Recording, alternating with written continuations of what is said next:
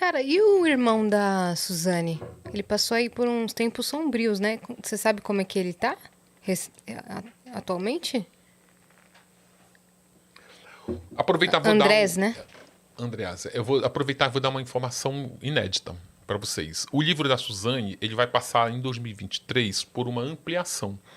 Ele vai crescer, ele vai ter novas histórias, eu vou fazer o perfil do pai e da mãe dela, que não tem no livro Que e agora tal. você tá com mais informações. Exatamente, porque eu te confesso que como o livro da Suzane foi o primeiro que eu escrevi, eu ainda era muito imaturo como autor, então fui amadurecendo, assim, essas relações que a gente está conversando agora, ela ainda é muito incipiente no livro da Suzane, e quando eu fiz o livro da Elise já é um pouco mais, já amplia nessas questões de relacionamentos intrafamiliares que eu acho que faltou no livro da Suzane.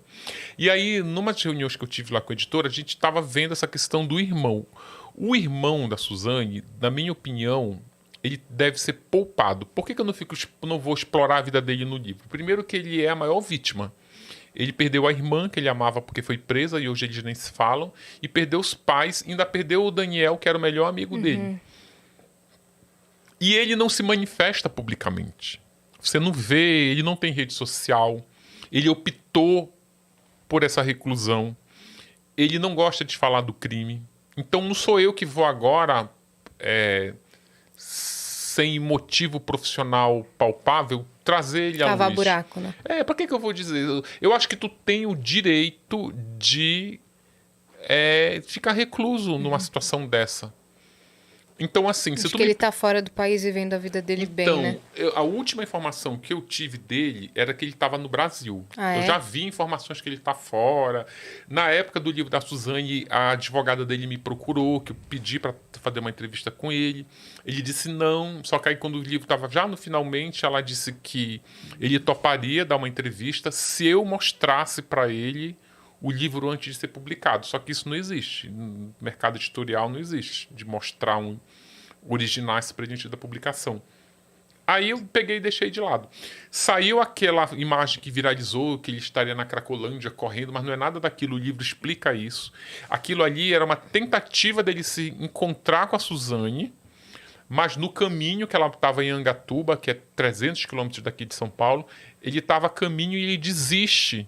Ele não suporta esse encontro. Isso deve ser muito dramático para ele. Aí ele resolve voltar no meio do caminho e vai se drogar, enfim, que eu acho que é até humano isso, né? Vai beber, vai... Querer esquecer, né? Entendi. Cara, deve ser muito difícil. Tem algumas coisas, umas histórias que a gente conta que você reage como ouvinte, mas tu não tem ideia do que passa na pele da pessoa. Tu não tem ideia do que é. Se eu sentar na frente desse rapaz, que hoje ele é um homem adulto já, tu não consegue saber o que tem embaixo daquela pele. Porque não é só, sabe, mataram minha mãe, minha irmã mandou matar meus pais e minha mãe. Imagina, o menino foi tirado de casa pra... É muito, sabe, é muito violento. Uma parte da dor dele que me pega muito ali é imaginar assim... A única pessoa no mundo que poderia entender a dor que eu sinto de perder meus pais foi quem causou a dor. Sabe? Isso é... Eu não posso trocar ter essa troca com essa pessoa. Né? Exato. Pra quem... E essa pessoa estava me abraçando. E tu sabe que a Suzane, exatamente, chorando, né? Lá, tu sabe que a Suzane, no início... Cara, por isso que não entra na minha cabeça... a menor possibilidade de ter uma tese em que o Daniel convenceu a Suzane, sabe? A Suzane, quando ela foi presa, antes do julgamento, ela recebia a visita do irmão. Aí o irmão, eles não falavam sobre o crime. Na primeira visita, eles não falaram sobre o crime. Quando encerrou a primeira visita ou a segunda visita, a Suzane pediu para ele voltar lá no próximo domingo. Ela estava presa ainda aqui em São Paulo.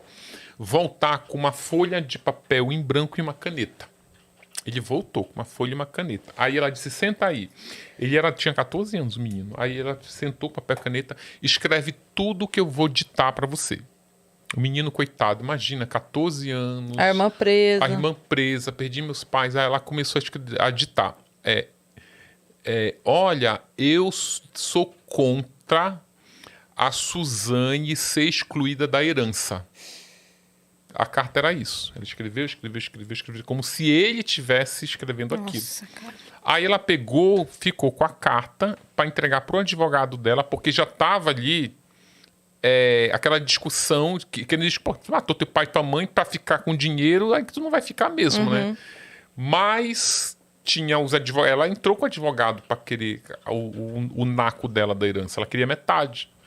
Aí quando o menino tinha 14, os processos de sucessão, eles demoram muito. Assim. Então, quando o menino já tinha ali 18, no dia do julgamento, inclusive, ele falou dessa carta. Ele falou, olha, ela mandou, ela ditou, eu escrevi sem saber o que é aquilo, mas ela não ficou com a herança. O poder de manipulação, de persuasão, sabe, de maldade dessa menina, é surreal. Uma vilã de novela é fichinha perto das maldades que a Suzane fazia. Por isso que essa coisa dela de ter 1% de possibilidade do Daniel ter convencido ela a fazer, desculpa, não. Principalmente no comportamento dela pós-crime.